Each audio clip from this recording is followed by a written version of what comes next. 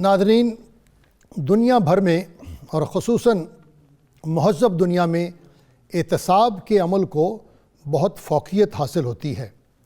بدقسمتی سے پاکستان میں احتساب کا جو عمل ہے وہ سیاسی محاذ آرائی پر جا کر ٹھہر رہا ہے۔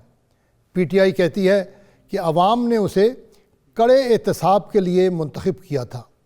حزب اختلاف کی پارٹیاں کہہ رہی ہیں کہ احتساب کے نام پر ان کے خلاف انتقام لیا جا رہا ہے، جبکہ چیئرمین نیب نے کل یہ بہت وضاحت سے اس چیز کا اعلان کیا کہ وہ قانون اور قاعدے کے دائرے میں رہتے ہوئے احتساب کے عمل کو اس کے منطقی انجام تک پہنچائیں گے، اور بلا تخصیص جو شخص بھی احتساب کے دائرے میں آئے گا اس کو احتساب کے عمل سے گزرنا پڑے گا۔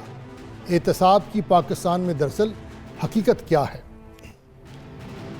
اگر ہم پاکستان کے معاشی حالات کا جائزہ لیں تو حکومت کی طرف سے ہمیں یہ سننے میں آتا ہے کہ خسارہ ہو، قرضہ ہو، بیرونی قرضہ ہو اور اداروں میں بدنظمی کی بات ہو، اسے یہ سب کچھ پچھلی حکومتوں سے ورثے میں ملا ہے، اور پی ٹی آئی دعویٰ کرتی ہے کہ اس نے جو اقتصادی میدان میں سخت اقدامات لیے ہیں اس کی وجہ سے صورتحال بہتر ہو رہی ہے۔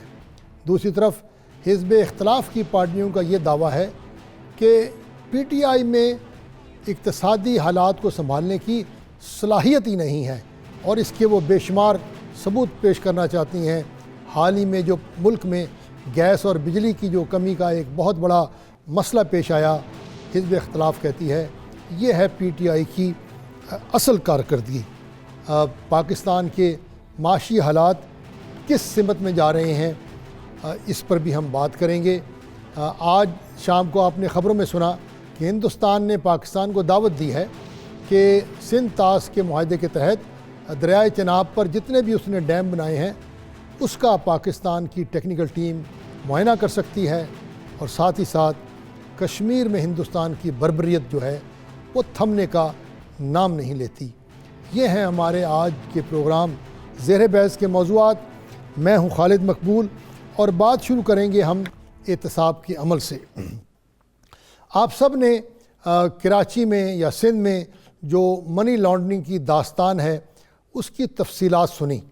جے آئی ٹی رپورٹ کا جو ذکر اخباروں میں ہوا اس میں جسے ہوش ربا کہانیاں کہتے ہیں اس قسم کی داستان سامنے آئی کہ سیاسی لیڈر جو ہیں پیپلز پارٹی کے اور حکومت سندھ، انہوں نے جعلی کمپنیوں کے اکاؤنٹ کھولے گئے، انہی کمپنیوں کو ٹھیکے دیے گئے، اکاؤنٹ کی کک بیک کی رقم ان جعلی اکاؤنٹس میں آئی، یہاں سے بیرونی ملکوں میں وہ رقم منتقل ہوئی، پھر وہ رقم پاکستان واپس آئی، اس سے شوگر ملیں جائیدادیں خریدی گئیں، اس سے دنیا میں باہر جائیدادیں خریدی گئیں۔ یہ تقریباً پچھلے 4-5 سالوں سے یہ سلسلہ چل رہا تھا، اور جے آئی ٹی نے اس کے اوپر ایک بڑی مضبوط رپورٹ پیش کی، اور اب نیب کو یہ حکم دیا گیا ہے کہ وہ 2 مہینے میں اپنی مزید تحقیقات کر کے اس معاملے کو آگے بڑھائیں۔ کیا نیب اس کے اوپر ریفرنس دائر کرے گی؟ کیا جب نیب ریفرنس دائر کرے گی تو وہ جن لوگوں کا نام اس جے آئی ٹی کی رپورٹ میں آیا ہے، جس میں زرداری صاحب، ان کی ہمشیرہ، سندھ کے چیف منسٹر انور مجید صاحب اور بہت سارے جو سرکردہ لوگ ہیں وہ سب شامل ہیں، تو کیا جے آئی ٹی ان کو گرفتار کرے گی؟ اور پھر ہم نے یہ بھی دیکھا کہ سندھ میں جتنے پہلے کرپشن کے مقدمے ہوئے تھے، ڈاکٹر عاصم کی بات کریں، شرجیل میمن صاحب کی بات کریں، تو باوجود اس کے کہ وہ اس میں کرپشن کے سارے ثوابت مل رہے تھے، سندھ میں یہ معاملات آگے نہ بڑھے۔ تو بہت سارے لوگ یہ سوال کرتے ہیں کہ کیا اب نیب جو ہے اس میں اتنی صلاحیت موجود ہے کہ وہ ان مقدمات کو لے کر آگے بڑھے گی؟ ہمارے ساتھ اس موضوع پر بات کرنے کے لیے بہت پاکستان کے نامور اینکر پرسن اور نقاد اور اینالسٹ معید پیرزادہ صاحب ابھی انہوں نے ہمیں شرکت کی ہے. تو معید پیرزادہ صاحب ہم یہ بات کر رہے تھے کہ کیا جو جو نیب کو کہا گیا ہے کہ 2 ماہ میں وہ تمام تحقیقات مکمل کرے، کیا کراچی میں نیب کو اتنی اہلیت ہے کہ وہ اتنے بڑے لوگوں کے خلاف جو ہے تحقیقات مکمل کر کے اور پھر ممکن ہے اس کے اوپر ریفرنس بنیں گے تو ممکن ہے اس کے اوپر گرفتاریاں ہوں؟ کیا ہمیں ایسا ہوتا ہوا نظر آ رہا ہے؟ دیکھیے مشکل لگ رہا ہے. اس کی وجہ یہ ہے کہ پہلے بھی جو وقت نیب کو دیا گیا تھا ریفرنسز بنانے کے لیے ایور فیلڈ اپارٹمنٹ کے کیس میں، جب 2017 میں سپریم کورٹ نے حکم دیا تھا تو نیب کو اپنے وقت میں کچھ اضافہ لینا پڑا تھا. اس کے بعد جب احتساب کی عدالت میں معاملہ گیا وہاں بھی وقت جو ہے وہ زیادہ لینا پڑا تھا اور خاصی مشکلات درپیش تھیں. یہاں اس سے زیادہ مشکلات جو ہے وہ درپیش ہیں. ہم نے شروع میں دیکھا ہے کہ کس قسم کا رد عمل اور ریئیکشن ہو رہا ہے، اور جیسا کہ آپ نے خود پوائنٹ آؤٹ کیا کہ نیب کی کیپیسٹی کراچی کے اندر کتنی ہے. پازیٹیو سائڈ پہ یہ ہے کہ جب جی آئی ٹی کو کہا گیا تو انہوں نے 3.5 ماہ میں اپنی تحقیق جو ہے وہ مکمل کر کے سبمٹ کی. لیکن پھر آپ نے دیکھا کہ خود سپریم کورٹ آف پاکستان نے بعض نقطوں پہ جو ہے وہ بہت اعتراض اٹھایا. یہ ایسا لگا کہ سپریم کورٹ آف پاکستان اپنی ہی بنائی ہوئی جی آئی ٹی کی انویسٹیگیشن سے بہت مطمئن نہیں تھی. تو مجھے لگ رہا ہے کہ آگے بھی اس میں مشکلات ہوں گی، پیچیدگیاں ہوں گی، سیاسی مسئلے ہوں گے. یہ چیز اتنی آسانی سے چل نہیں پائے گی. تو معید صاحب، جب نیب اپنی کارروائی شروع کرے گی، ریفرنس بنیں گے، وہ گواہیوں کے لیے بلائیں گے، ہو سکتا ہے وہ مجھے نہیں معلوم، ہو سکتا ہے چند لوگوں کو وہ گرفتار بھی کریں. ہم نے دیکھا کہ جب جی آئی ٹی کا سامنا کیا پیپلز پارٹی نے تو ایک بڑے سخت رد عمل کا انہوں نے اظہار کیا. کیا آنے والے دنوں میں آپ دیکھ رہے ہیں کہ پیپلز پارٹی اب جب دیکھے گی کہ نیب اپنی کارروائی شروع کر رہا ہے تو کیا وہ ایک سندھ میں ایک ہمہ گیر احتجاج ہوگا؟ کیا لوگ سڑکوں پہ آئیں گے، یا پھر سندھ میں ایک سیاسی طور پر اس کی مزاحمت ہوگی؟ آج آپ نے سنا ہے کہ پیپلز پارٹی کے لیڈر نے یہ بھی کہا ہے کہ پھر ہم پی ٹی آئی کے لیڈروں کو کراچی میں آنے سے روکیں گے کیونکہ لوگ ان کو یہاں پر نہیں آنا پسند کرتے. تو آپ کس قسم کا رد عمل دیکھ رہے ہیں پیپلز پارٹی کی طرف سے اگر یہ معاملہ نیب نے سختی سے اس کو آگے بڑھایا؟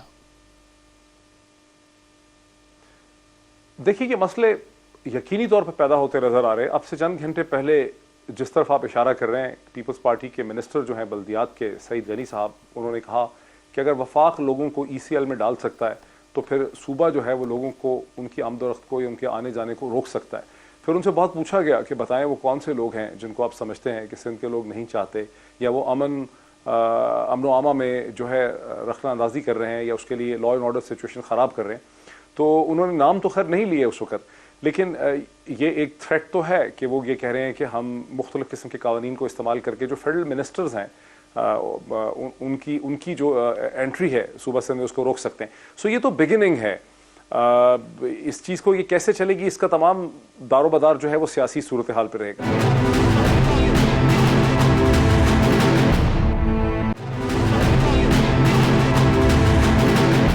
چلیے تھوڑا سا ہم پنجاب کی طرف آتے ہیں، اور سندھ کی طرح پنجاب میں بھی شریف برادران ہو لیں یا پی ایم ایل این کے دوسرے لیڈران جو ہیں، کچھ کے خلاف مقدمے دائر ہو رہے ہیں، کچھ کے خلاف انویسٹیگیشن ہے، کچھ لوگ پہلی سزا کے اوپر اپیلوں میں جا رہے ہیں. تو اور ساری جو پی ایم ایل این کی ٹاپ لیڈرشپ ہے وہ اس وقت بڑے دباؤ میں ہیں. آپ کیا دیکھ رہے ہیں آنے والے دنوں میں یہ جو قانونی دباؤ ہے یہ پی ایم ایل این کے لیڈروں کے اوپر اس میں سختی آئے گی، نرمی آئے گی، اور دوبارہ کیا پی ایم ایل این جو ہے وہ ایک دفعہ دوبارہ سیاسی طور پر یا عوامی احتجاج کی طرف جائے گی، اور کیا پی ٹی آئی ان حالات سے کوئی فائدہ اٹھا سکتی ہے؟ دیکھیے پی ایم ایل این عوامی احتجاج، میری دانست رائے میں، میری جو اوپینین ہے اس میں پی ایم ایل این کوئی عوامی احتجاج نہیں کر پائے گی. Because P M L N کے خلاف جو چارجز ہیں، نواز شریف صاحب کے خلاف 2016 سے پاناما کے بعد جو ساری ڈیبیٹ ہوئی، پھر اس نے قانونی شکل اختیار کر لی، وہ مسئلہ سپریم کورٹ کے سامنے آ گیا، پھر جی آئی ٹی کے سامنے چلا گیا اپریل 2017 میں. اس کے بعد پھر اس پہ ایک فیصلہ آ گیا، نواز شریف صاحب ڈسکوالیفائی ہو گئے. پھر نواز شریف جو ہیں سابق وزیر اعظم، انہوں نے ایک تحریک چلائی جی ٹی روڈ پہ، اس کے بعد بھی رہی. پھر وہ باہر چلے گئے، پھر باہر سے واپس آئے، پھر ان کی گرفتاری ہو گئی، پھر انہوں نے مقدمات اٹھائے. تو وہ یہ جو سارا وقت ہے، اگر آپ اس کو دیکھیں کہ اپریل 2016 سے اب ہم آ گئے ہیں जनवरी 2019 में, तकरीबन अंदाज़न 3 बरस जो हैं जल सब कंप्लीट होने को हैं, तो वो जो चीज़ है वो स्टीम आउट हो गई है। ये जो अवामी एहतजाज और ये जो चीज़ें होती हैं, इन्हें एक फौरी तौर पे पाउडर केक चाहिए होता है एक्सप्लोसिव के तौर पर, फिर ये चीज़ें उठती हैं। तो यहाँ अब वो मवाद है नहीं है। PMLN मुश्किलात में है। मेरा ख्याल है कि साबिक वज़ीर आज़म जनाब नवाज शरीफ साहब ये चाहते हैं कि उनको जो भी सज़ा होनी है, या वो अगर पॉलिटिक्स से बाहर होते हैं तो उनकी जो साहिबजादी हैं उनको किसी तरह से इस प्रोसेस में से निकाला जाए। और आपने देखा कि इसी वजह से मोहतरमा मरियम नवाज साहिबा जो हैं वो बहुत खामोश रहती हैं, वो इतनी विजिबल नहीं है, हालांकि अदरवाइज वो बहुत विजिबल थी पाकिस्तान की सियासत पे। हमारे यहाँ सारा एलीट, खा वो मीडिया का हो, खा वो ब्यूरोक्रेटिक एलीट हो, शोर मचाना शुरू कर देता है कि जनाब देखें इन लोगों को वो सहूलतें नहीं मिल रही। क्या पाकिस्तान कड़े एहतसाब के लिए ज़हनी तौर पर हम तैयार हैं? देखिए, एक बहुत ही प्रोमिनेंट टेलीविजन एंकर पर्सन है शाहिद मसूद साहब, जिनके ऊपर एक कंपनी का अप्रूवल करने का 4 करोड़ या 3 करोड़ 80 लाख रुपए का है कि उन्होंने अप्रूवल दिया था PTV के MD की हैसियत से। उनको हथकड़ी लगा के कई दफ़ा जेल में लाया जाता है। उसके लिए तो कोई ख़ास इतनी टेलीविज़न चैनल्स ने शोर नहीं मचाया। पिछले 48 घंटे में थोड़ी सी बहस उसके ऊपर हुई है, लेकिन इतना ज़्यादा लंबा चौड़ा कोई उसमें वहाँ नहीं हो सका। सो एलीट का खाली मसला नहीं है, यहाँ वो politically entrenched and financially strong entities हैं या शख्सियात हैं जिनकी इनग्रेस है, जिनकी पेनिट्रेशन जो है प्रिंट मीडिया में, इलेक्ट्रॉनिक मीडिया में, सोशल मीडिया में बहुत ज़्यादा है, जिनके साथ उनकी जमातें और एक सेकेंडरी लीडरशिप है जो उन पे डिपेंडेंट है, और उसको अपनी बका की खातर उनके लिए शोर मचाना पड़ता है। अगर आप सिंध की पॉलिटिक्स देखते हैं, पंजाब से भी ज़्यादा बढ़ के, लेकिन पंजाब में भी यही है, तो वो उस वजह से वहाँ पे शोर मचाते नज़र आते हैं। और मीडिया के ज़रिए फिर एक एहसास ये दिलाया जाता है कि जिन लोगों के ख़िलाफ़, अगर हमारे लीडरान के ख़िलाफ़ जो चार्जेस हैं, खा वो नैब ने बनाए हों या GIT ने बनाए हों, ये कोर्ट्स कह रही हों, ये सिर्फ़ और सिर्फ खालिस्तान सियासी बुनियादों पर हैं। आप ये देखिए कि जब से फेक अकाउंट्स की GIT आई है, पीपल्स पार्टी के किसी लीडर ने उस GIT की सब्सटेंस के ऊपर कि इसमें क्या इल्ज़ामात हैं, वो उन्होंने बात नहीं की। उन्होंने कहा ये मफरूज़े हैं, ये स्पेकुलेशंस हैं, ये तो बना लिए गए हैं, इसमें फलां टेक्निकल इशू है। लेकिन क्या वाकई 42 अरब रुपए जो हैं गवर्नमेंट कॉन्ट्रैक्टर्स ने अकाउंट्स में जमा करवाए हैं, क्या उससे ये इतनी बड़ी बड़ी पेमेंट्स जो हैं होती रही हैं? इसका क्या मतलब है? इस पर आप देख रहे हैं कि पीपल्स पार्टी के लीडर कहीं बहस नहीं करते। तो ये इस तरह का मामला है। दूसरा देखिए, पाकिस्तान में यहाँ पर आपने भी जिक्र किया, एलिटिज़म का जिक्र किया, फिर आपने जिक्र किया जो ताकतवर लोग हैं उनका पूरा एक जाल फैला हुआ है। ऐसे माहौल में नैब का बड़े बड़े लीडरों को पकड़ना, आज लाहौर में ख़बर है कि ये फ़िरोज़पुर सोसाइटी के 2 अरब रुपए की प्ली बार्गेन हुई है और 58 करोड़ रुपए आज तकसीम हुआ। तो क्या हम थोड़े से नैब के कार्रवाई के एतराफ़ में थोड़ा सी कंजूसी का इजहार नहीं कर रहे? उन्होंने अच्छा काम किया है अभी तक, इस मुश्किल हालात में भी वो एहतसाब के अमल को लेकर आगे बढ़ रहे हैं। क्या हमें थोड़ा सा उनको क्रेडिट नहीं देना चाहिए? अजल साहब, यकीनी तौर पे देना चाहिए। नैब अंडर सोर्स भी है। नैब का जो ह्यूमन रिसोर्स है वो ज़ाहिर है उतना डेवलप नहीं है जितने प्राइवेट वकला होते हैं, वो उतना उसमें ज़ाहिर है कॉम्पिटेंसी नहीं है, उतनी कैपेसिटी नहीं है लीगल काम करने की। और ज़ाहिर है अगर आपके पास ऐसे प्रोसिक्यूटर हों जिनको आप 75,000 या 1 लाख या 1.5 लाख रुपए की तनख्वाह देते हैं फ़ी ज़माना, और दूसरी तरफ आपके मुकाबले में वो वकील खड़े हों जो एक एक केस के 5 करोड़ 4 करोड़ या 10 करोड़ रुपए आप लेते हैं, तो फिर कैपेसिटी इश्यूज जो हैं वो बड़े शदीद हैं। फिर कुछ मिसअंडरस्टैंडिंग्स भी बड़ी हैं। अगर नैब एक्यूज को कंपेल करती है और उनके साथ प्ली बार्गेनिंग करती है, जिसके नतीजे में एक्यूज 100% या उसका कम अज़ कम आधा या 75% जो है जमा करवाने की सूरत हाल में आते हैं, जैसे आज से बहुत माह पहले बलोचिस्तान के सेक्रेटरी फाइनेंस जो है वो गिरफ्तार हुए, उन्होंने बहुत से पैसे प्ली बार्गेनिंग में दिए। तो मीडिया और अवाम जो है ना इल्मी की वजह से, कम इल्मी की वजह से उनको समझ नहीं आती, तो वो उस पर शोर मचाते हैं। वो कहते हैं लेकिन इनको सज़ा नहीं मिली। सो हमारे यहाँ ये है कि किसी को लटका देना, उसको सज़ा देना, जेल में डाल देना जो है वो बहुत बड़ी कामयाबी है। दर हकीकत यह है कि जुर्म का एतराफ़ करा लेना और फिर पब्लिक का पैसा रिकवर कर लेना जो है ये बहुत बड़ी कामयाबी है। और इसमें हमें असूली तौर पे नैब के मौक़िफ़ को और नैब की पॉलिसी को सपोर्ट करना चाहिए, बिकॉज इसमें सरकार का जो इस्तिग़ासा का पैसा है प्रोसिक्यूशन का वो भी कम होता है, उसको एक्टिविटी भी कम करनी पड़ती है, अदालतों में प्रोट्रैक्टेड केसेस नहीं लड़ने पड़ते। सो प्ली बार्गेनिंग बुरी चीज़ नहीं है, प्ली बार्गेनिंग एक अच्छी चीज़ है। मुझे कहा जाए ब्रेक लें। बहुत शुक्रिया जॉइंड अस मोहित पीरजादा साहब का, बहुत शुक्रिया। नाज़रीन, ब्रेक की तरफ चलते हैं और ब्रेक के बाद कुछ बात करेंगे पाकिस्तान के माशी हालात की।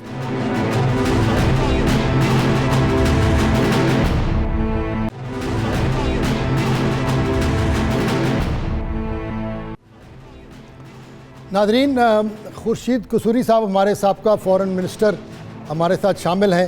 ان کی شمولیت کا فائدہ اٹھاتے ہوئے ان سے چند ایک سوالات پاکستان کے بیرونی تعلقات پہ کریں گے. قصوری صاحب، میرا پہلا آپ سے سوال یہ ہے کہ حال ہی میں امریکہ نے یہ تسلیم کیا کہ افغانستان کے مسئلے پر پاکستان کے کردار کو وہ تسلیم کرتے ہیں. آج افغانستان کے ایک لیڈر آئے ہوئے تھے، انہوں نے اپنے ایک انٹرویو میں کہا ہے کہ پاکستان کا افغان حکومت اور طالبان کے درمیان اور امریکہ کے درمیان جو مذاکرات ہیں اس میں پاکستانی حکومت کا رول جو ہے بہت مثبت ہے اور پہلے سے یہ بالکل مختلف ہے.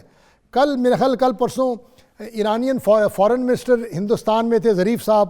میں نے خود تو نہیں سنا لیکن میں نے اخبار میں پڑھا ہے کہ انہوں نے بھی وہاں جا کر پاکستان کا جو دنیا میں ایک ڈپلومیٹک کردار ہے اس کے بارے میں مثبت بات کی ہے. تو یہ ساری جو مثبت کامنٹس ہیں پاکستان کے ڈپلومیٹک رول پر، آپ اس کو پاکستان کے لیے ایک مثبت ڈیولپمنٹ سمجھتے ہیں؟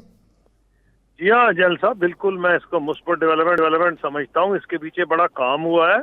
اس میں دو کریڈٹ جاتا ہے فارن آفس کے علاوہ جنرل قمر جاوید باجوہ کو بھی، کیونکہ انہوں نے کافی کلیدی رول ادا کیا ہے پچھلے 2-3-4 مہینے میں. اس سلسلے میں افغانستان بھی، چین بھی وہ گئے ہیں، اور جہاں تک گلف کی کنٹریز ہیں وہاں بھی انہوں نے دورہ کیا. اور فارن آفس میں فارن منسٹر صاحب جو ہیں انہوں نے کلیدی ممالک کا دورہ بھی کیا افغانستان کے سلسلے میں. شاہ محمود قریشی گئے تھے جس میں انہوں نے ایران کو ٹچ کیا، چائنا کو ٹچ کیا، رشیا کو ٹچ کیا. تو یہ بیسک بات یہاں آ گئی ہے کہ جب پریزیڈنٹ ٹرمپ کا یہ بیان آیا تھا کہ وہ شام سے اپنے فوجی نکال لیں گے اور 2000 جو ان کے ہیں اور جو 14000 افغانستان میں ہیں ان میں سے آدھے نکال لیں گے، تو کافی انسیکیورٹی پیدا ہو گئی تھی اس علاقے میں. اور چنانچہ افغانستان کے حکمرانوں کے رویے میں بھی تبدیلی آئی ہے، کیونکہ جو صورتحال پیدا ہوئی اس میں تو ایسے لگ رہا تھا کہ طالبان کو گھر بیٹھے بٹھائے ایک وکٹری سی مل رہی ہے. بالکل. تو جس کے اوپر امریکہ میں بھی بڑی کرٹیسزم ہوا اور جنرل میٹس جو ان کے ہیں سیکرٹری آف ڈیفنس وہ استعفیٰ بھی دے گئے. تو یہ جو صورتحال پیدا ہوئی، ایک چیز اب بالکل کلیئر ہے کہ میرے خیال میں افغانستان اب پہلے سے زیادہ خطرناک ہو گیا ہے. درست ہے. لاسٹ ٹائم جب امریکہ نے فوجیں نکالی ہیں اس سے زیادہ خطرناک ہے.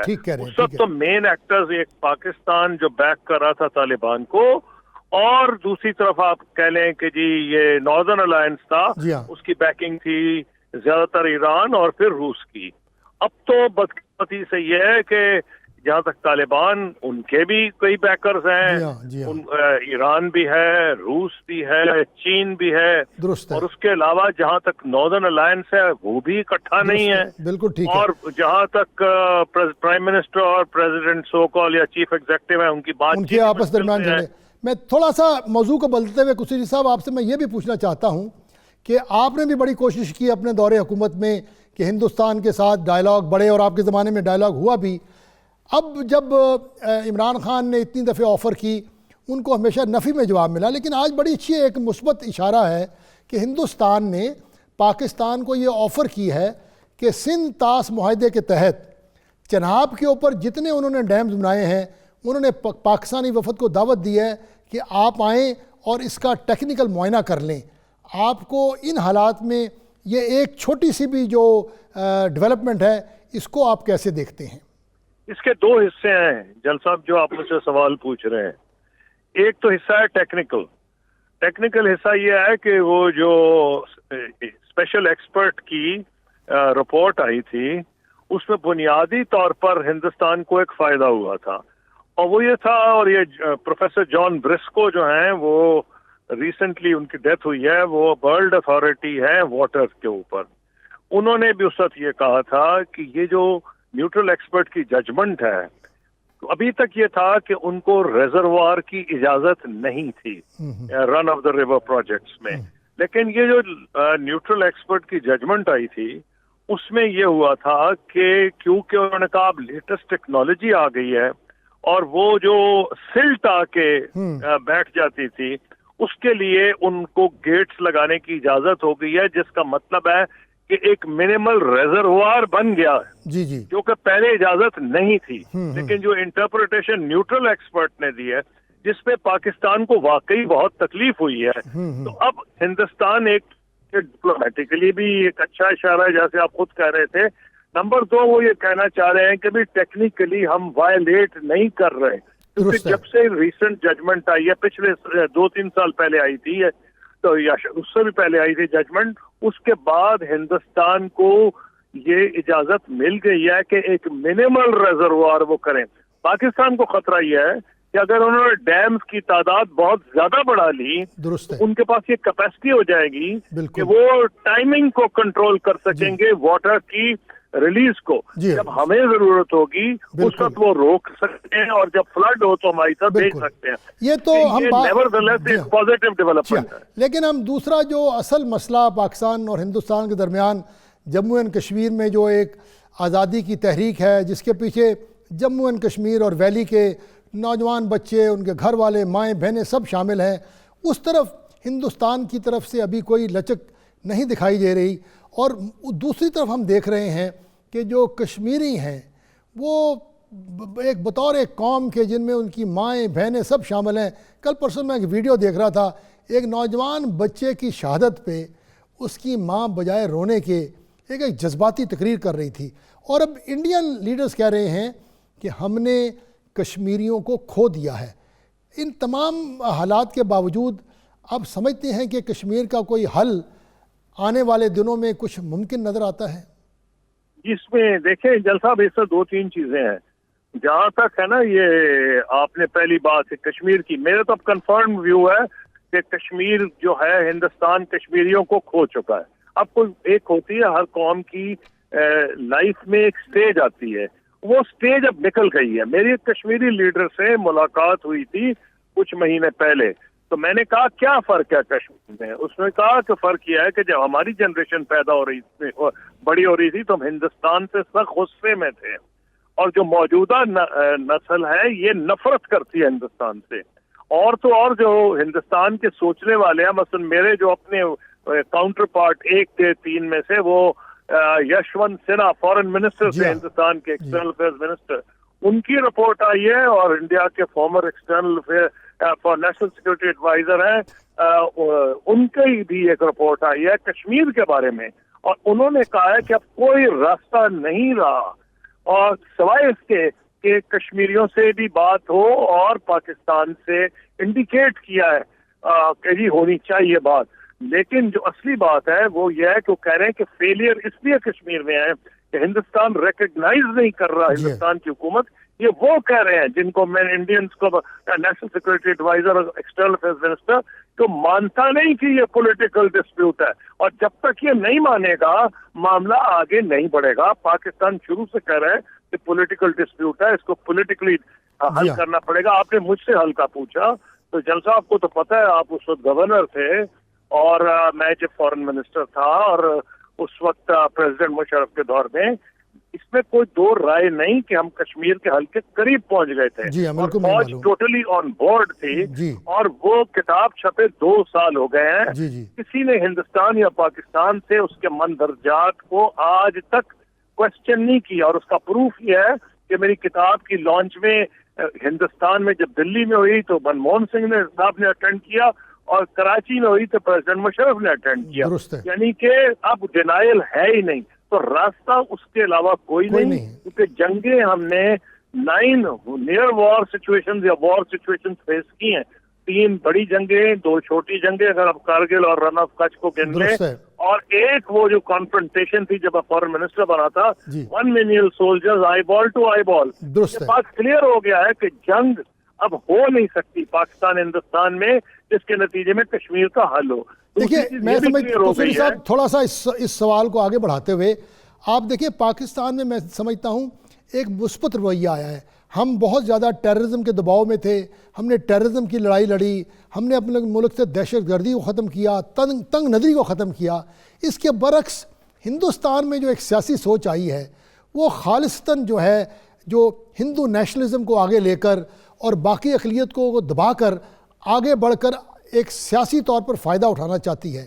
تو اس قسم کی سوچ کے ساتھ تو آپ کیا سمجھتے ہیں کہ آنے والے دنوں میں ہندوستان پاکستان کے تعلقات میں بہتری آئے گی؟ پہلے تو آپ نریندر مودی کے ذہن میں جھانک کے دیکھیں جن صاحب. وہ یہ ہے کہ جب پرائم منسٹر عمران خان بنے ہیں تو ہندوستان کا ہائی کمشنر کرکٹ بیٹ لے کے آئے تھے جس میں پوری انڈین کرکٹ ٹیم نے سائن کیا تھا. کیا وہ پرائم منسٹر انڈیا کی مرضی کے بغیر آ سکتے تھے؟ درست ہے. ہماری پیدا نہیں. نمبر 2، انڈیا کے پرائم منسٹر نے ایک لیٹر لکھا تھا پرائم منسٹر عمران خان کو جس میں انہوں نے کہا تھا کہ ہم کنسٹرکٹیو انگیجمنٹ چاہتے ہیں.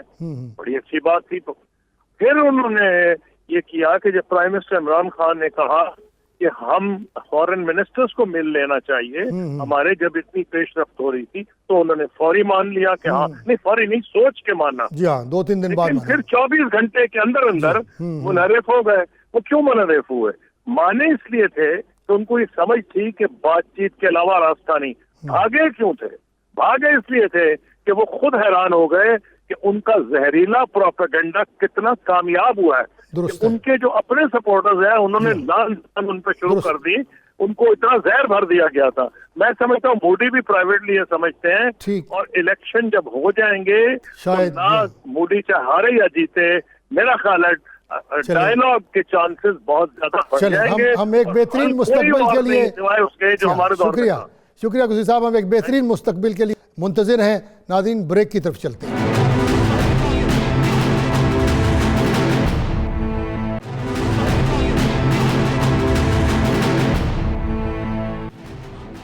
ناظرین، اب بات کریں گے پاکستان کی اقتصادی صورتحال کی، اور ہمیں جوائن کیا ہے اب سلیری صاحب نے، بڑے نامی گرامی اکانومسٹ ہیں. تو سلیری صاحب، میرا آپ سے پہلا سوال یہ ہے کہ پی ٹی آئی کی حکومت یہ کہتی ہے کہ جناب ہمیں قرضہ اور یہ جو بیرونی قرضہ جات اور گردشی قرضہ جات اور خسارہ پچھلی حکومتوں کی نوازش تھی، اور گو کہ پچھلی حکومت نے، میں سمجھتا ہوں، بجلی اور انفراسٹرکچر میں بہت کام بھی کیا. اب پی ٹی آئی یہ کہتی ہے کہ جناب جب سے ہم آئے ہیں، دیکھیے سعودی عرب نے 6 بلین کا وعدہ کیا، یو اے نے 6 بلین کا وعدہ کیا، چائنا ہماری مدد کر رہا ہے، ملیشیا نے کہا ہے ہم انویسٹمنٹ کریں گے، جاپان نے کہا ہے ہم آپ کی فوڈ انڈسٹری اور سٹیل میں انویسٹمنٹ کریں گے. اور میں کہیں پڑھ رہا تھا کہ حکومت کا دعویٰ ہے کہ اگلے 3 سالوں میں 30 سے 40 بلین ڈالر کی سرمایہ کاری پاکستان میں ہوگی. یہ سارے دعووں میں کچھ حقیقت ہے یا خام خیالی ہے؟ جی بہت شکریہ. دیکھیے، سب سے پہلی بات تو یہ ہے کہ پی ٹی آئی اپنی ساری problems definitely P M L N پہ ڈالے گی، وہ پیپلز پارٹی پہ ڈالے گی، وہ شوکت عزیز صاحب پہ ڈالیں گے، اور یہ سلسلہ جو ہے یہ چلتا رہے گا. ہماری اکانومی میں کچھ اسٹرکچرل پرابلمز تھیں جن کو یقیناً ہر حکومت جو ہے وہ ایڈریس کرنے کی کوشش کرتی ہے اپنے طور پہ. پی ٹی آئی کی اگر میں دیکھوں ابھی تک کی کارکردگی تو اس میں کچھ اچھی خبریں ہیں، کچھ بری خبریں ہیں. سب سے پہلی اچھی خبر تو یہ ہے کہ موجودہ مالی سال کے لیے جو بیلنس آف پیمنٹ کا جو مسئلہ تھا وہ آئی ایم ایف میں جائے بغیر حل ہو گیا. یہ ادھار لینا جو ہے بظاہر بڑا آسان لگتا ہے دوست ملکوں سے، لیکن آپ کو یاد ہوگا کہ 2008 میں جب پیپلز پارٹی حکومت آئی تھی اور فرینڈز آف ڈیموکریٹک فورم بنا تھا تو وہاں پہ مختلف ملکوں نے پبلک پلیجز کرنے کے باوجود کوئی پیسہ نہیں دیا تھا، اور یہ بڑے تھوڑے عرصے میں اتنا مل جانا کہ آپ کو آئی ایم ایف کے پاس جانے کی ضرورت جو ہے وہ ایک آپشن بن جائے، یہ ایک کافی بڑی سکسیس ہے اس حکومت کی. تو یہ حکومت جو ہے غالباً 3 طرح کے اسٹریٹجی اس کے آبجیکٹیوز ہیں. تو شارٹ ٹرم آبجیکٹیو تو یہی تھا کہ بیلنس آف پیمنٹ جو ہے اس کا مسئلہ حل کر لیا جائے. جو اس کا میڈیم ٹرم آبجیکٹیو ہے وہ ہے کہ جو کرونک ایشوز ہیں اکانومی کے، جس میں گردشی قرضے بھی شامل ہیں، جس میں ٹیکس کا ایشو بھی ہے، جس میں بڑھتی ہوئی امپورٹ اور جو ڈالر تیزی سے گرتا جا رہا تھا اس کا ریزروز، ان کو ایڈریس کرنا. یہ سارا کچھ آئی ایم ایف پروگرام میں ہوتا تھا، لیکن حکومت اس کو والنٹری کر رہی ہے اور اپنے پولیٹیکل کیپٹل کی کاسٹ پہ کر رہی ہے. یعنی نان پاپولر ڈیسیژن بظاہر یہ لگ رہے ہیں، لیکن یہ بہت ضروری ہے اگر ہم اس سائیکل کو توڑنا چاہیں کہ آنے والی حکومت جو ہے یا حکومتیں جو ہیں وہ پچھلی حکومتوں کو بلیم نہ کریں. اور جو لانگ ٹرم ویژن ان کا تھا وہ یہ ہے کہ یہ انویسٹمنٹ لانے کی کوشش کر رہے ہیں. ابھی دیکھیے سعودیز وہ کافی سیریس ہیں، 10 بلین ڈالر کی انویسٹمنٹ کرنا چاہ رہے ہیں پیٹرو کیمیکل کمپلیکس میں گوادر میں. یو اے ای انویسٹمنٹ کرنا چاہ رہا ہے جرمن جو ہیں وہ واکس ویگن جو ہے وہ کراچی میں اسمبلی پلانٹ جو ہے اس پہ ان کا کام شروع ہو گیا ہے. برٹش ایئر ویز کی فلائٹس ریزیوم ہو جائیں گی. لفتھانسا سے بات چیت چل رہی ہے. تو یہ تو ساری اچھی خبریں ہیں, لیکن اس میں کچھ بری خبریں بھی ہیں.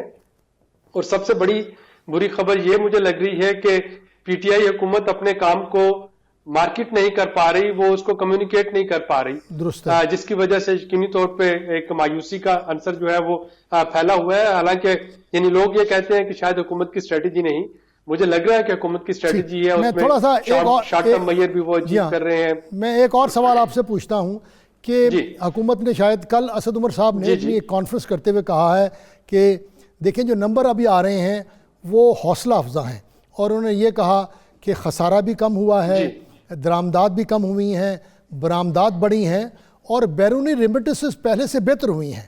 تو کچھ دن پہلے حکومت کے ایک ایڈوائزر تھے جنہوں نے اس کے برخلاف بات کی. تو اسد عمر صاحب نے جو یہ کلیم کیا ہے اس میں آپ کس حد تک ان کی ان باتوں سے متفق ہیں؟ دیکھیے جو نمبرز ہیں وہ جو نمبر 31 دسمبر کو ریلیز ہوئے وہ تو آپ کو یہی بتا رہے ہیں کہ ایکسپورٹ جو ہے وہ 1% کے قریب بڑی ہے, امپورٹ جو ہے وہ 3% کے قریب کم ہوئی ہے. لیکن اصل چیز یہ ہے کہ معیشت نہ راتوں رات خراب ہوتی ہے نہ راتوں رات بہتر ہوتی ہے. اگر ہم یہ تصور کریں کہ 5 مہینے میں معیشت جو ہے وہ ایک دم سے بھاگ جائے گی, تو جو میں نے کہا کہ شارٹ ٹرم جو اسٹریٹجی تھی وہ تو یہی ہے کہ بیلنس آف پیمنٹ کرائسس جو تھا اس سے بچا جائے, ڈیفالٹ ہونے سے بچا جائے, تو وہ اس حکومت نے کر دیا. اب میڈیم اور لانگ ٹرم اسٹریٹجی کو دیکھنا ہے کہ وہ اس کو کیسے کر پاتے ہیں, اور اس کے لیے جو ایک چیز ان کو کرنا ہے وہ یہ ہے کہ انڈیسائسونیس کو ختم کرنا ہوگا. اس وقت جو ڈومیسٹک معیشت کو چیز ہٹ کر رہی ہے وہ ہے کہ فیصلے نہیں ہو پا رہے. یعنی اگر ہمیں نہیں جانا آئی ایم ایف کے پاس اس مالی سال میں تو کہہ دینا چاہیے جی اگلے 6 مہینے میں نہیں جانا, تاکہ اس وقت ورچولی ہر چیز جو ہے وہ سٹینڈ سٹل پہ ہے. میری کچھ ایکسپورٹرز حضرات سے بات ہو رہی تھی جو کہ اس وجہ سے اپنی پیمنٹس نہیں منگوا رہے پاکستان میں, کہ وہ ویٹ کر رہے ہیں کہ ڈالر جو ہے مہنگا ہوگا. یہ جو آپ نے اگر وہ آج منگوا لیں, جو آپ نے ڈومیسٹک اکانومی کی بات کی, میں اس پہ ذرا آپ سے وضاحت چاہوں گا کہ جیسے آپ نے کہا کہ یوں لگتا ہے کہ حکومت نے جس کو کہتے ہیں اسٹریٹجک اکنامکس جو ہے اس کو سنبھال لیا ہے, لیکن پاکستانی جو ایک ایکسپورٹر ہے, جو لوم والا ہے, جو بلے بنا رہا ہے, کارپیٹ بنا رہا ہے, وہ کہتا ہے جی میری اکانومی نہیں چل رہی کیونکہ میرے پہ ٹیکس بہت زیادہ ہے, بجلی کا ریٹ بہت زیادہ ہے, گیس نہیں مل رہی, ایف بی آر والے میرے پیچھے لگے ہوئے ہیں. تو جو ڈومیسٹک اکانومی کو آپ نے ایکسلریٹ کرنا ہے, بڑھاوا دینا ہے, آپ سمجھ رہے ہیں کہ حکومت کی اس طرف توجہ ہے اور آہستہ آہستہ جو ہماری ڈومیسٹک اکانومی ہے یہ بھی آگے اٹھے گی؟ جی, جو میرا تیسرا پوائنٹ ہے جو حکومت کے جو جہاں پہ فیل ہوتی لوگوں کو لگ رہی ہے وہ یہ ہے کہ بہت اچھے فیصلے ہو چکے ہیں جو کہ امپلیمنٹ نہیں ہو رہے ہیں. تو یقینی طور پہ جیسا کہ کل اسد عمر صاحب نے فرمایا ہے کہ اگر جو نیکسٹ منی بجٹ آئے گا اس میں کافی ساری ریلیف کی چیزیں ہوں گی, اسپیشلی ایکسپورٹرز کے لیے اور انڈسٹری کے لیے. وہ میں ان میں سے بہت سے فیصلوں سے آگاہ ہوں, لیکن یقینی طور پہ میں چاہوں گا کہ فنانس منسٹر یا جو ہمارے کامرس منسٹر ہیں خود ان کے بارے میں بات کریں. تو یہ چیزیں یعنی کہ فیصلے ہو گئے اور 2 مہینوں کے فیصلے ہو گئے, اب ان کو امپلیمنٹ کروانا ہے, ان کے بارے میں نوٹیفکیشن کرنی ہے یا ان کے بارے میں سمپل ایک ٹویٹ کرنا ہے. تو یہ وہ چیزیں ہیں جو ڈومیسٹک اکانومی کو سہارا دیں گی. یعنی ڈومیسٹک اکانومی چلتی ہے جہاں پہ یقینی صورتحال ہو, وہ چلتی ہے یہاں پہ رومرز نہ پھیلیں, وہ چلتی ہے یہاں پہ کچھ پازیٹیو خبریں آئیں. اور یہ ساری چیزیں اگین حکومت کے پاس ہیں, جو کہ حکومت تھوڑی سی کمیونیکیشن کو بہتر بنا کے, تھوڑی سی انسرٹینٹی کا خاتمہ کر کے, اور جو فیصلے ہو چکے ہیں ان کو امپلیمنٹ کروا کے مارکیٹ سینٹیمنٹس کافی پازیٹیو وہ لے کے آ سکتی ہے. یقیناً 2019 میں جو شرح نمو ہوگی وہ 2018 سے کم ہوگی, لیکن شرح نمو جو ہے وہ چاہے تھوڑی ہو, اگر وہ اس سیکٹر میں ہو جس میں روزگار کے مواقع پیدا ہو رہے ہیں تو وہ زیادہ بہتر ہے, بجائے اس کے کہ آپ کی 10% شرح نمو ہو اور وہ ساری کی ساری ایسے سیکٹر میں ہو جو کہ لوگ اپنا پیسہ ریپیٹریٹ کر کے باہر لے کے جا رہے ہوں. تو لائیولیہڈ جہاں پہ جنریٹ ہوں گی, خواہ وہ ایگریکلچر ہے یا انڈسٹری ہے, وہ یقیناً ایک بہتری کی طرف جائے گی. ایک اور بھی پاکستان میں نظریہ ہے کہ جناب لوگوں کو کھلا چھوڑ دیں, ٹیکس کے اوپر زور نہ دیں, بلیک اکانومی چلتی ہے, لوگ بغیر NTN کروڑوں روپے کی جائیدادیں لیتے ہیں, اس کو کرنے دیں. اسی طرح سے تو پاکستان میں جناب پہلے بھی گروتھ رہی ہے, دیکھیے نا PMLN کے زمانے میں گروتھ ریٹ ان کی 5% سے زیادہ تھی, یہ ان کو کریڈٹ دینا چاہیے. تو ایک یہ بھی نظریہ ہے کہ کیوں PTI خام خواہ زور دے رہی ہے ٹیکسیشن پر, ڈاکومنٹیشن پر, اور زیادہ زور دے رہی ہے یہ ہیومن ریسورس پر.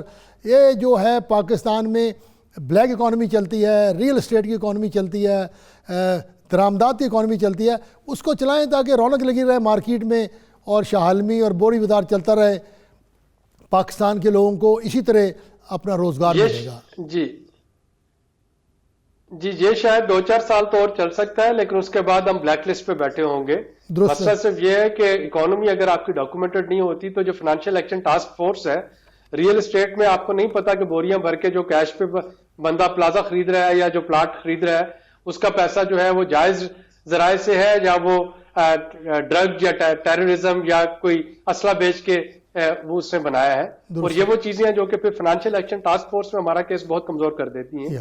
تو یقینی طور پہ اکانومی ڈاکومنٹ کرنے کی ضرورت اس لیے بھی ہے کہ نہ صرف یہ کہ آپ کے پاس ٹیکس آ سکے, ریونیو آ سکے, بلکہ اس لیے بھی کہ FATF میں اور باقی جو عالمی برادری ہے وہاں پہ ہم ایک رسپانسبل ملک کے طور پر آج میں پڑھا تھا کہ فائنینشیل ٹاسک فورس نے پاکستان نے جو اقدامات کیے ہیں ان کی تائید کی ہے اور کہا ہے کہ جی آپ تھوڑا سا اور آگے جائیں, ہم آپ کو گرے لسٹ سے ہٹانے کا پھر سوچیں گے. انہوں نے تعریف کی. اور آپ جیسے کہہ رہے تھے, مجھے بتایا گیا ہے کہ آپ جیسے دوست نے بتایا ہے کہ سعودی انرجی منسٹر کل صرف 3 گھنٹے کے لیے گوادر آ رہے ہیں یہ دیکھنے کے لیے کہ گوادر میں 3 گھنٹے کے لیے, جی ہاں صرف آ رہے ہیں کہ تاکہ وہاں پر دیکھیں کہ ریفائنری کا کام کیسے آگے بڑھے گا.